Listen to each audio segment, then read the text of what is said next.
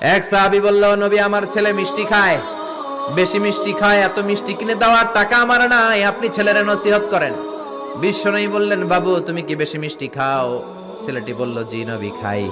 বিশ্বনবী বললেন, যাও আগামী সপ্তাহে তোমার বাবাকে নিয়ে আবার আমার কাছে এসো।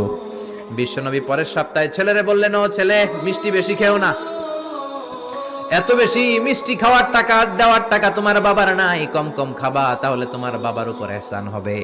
ছেলের বাবা বলল, নবী এই কথা তো গত সপ্তাহে বলতে পারতেন। বিশ্বনবী বললেন, কেমন করে বলি, কারণ আমি নবী তো মিষ্টি পছন্দ করি। এক সপ্তাহের ব্যবধানে নিজের অভ্যাসটাকে পাল্টালাম, মিষ্টি কম কম খাওয়া শুরু করলাম, আগে নিজে আমল করলাম, তারপরে তোমার ছেলেরে বললাম। সুবহানাল্লাহ। বাড়িতে যে কি রহমতের নবী, কি বরকতের নবী, নিজে কিছু আমল না করে অন্যরে বলতেনই না। সুবহানাল্লাহ।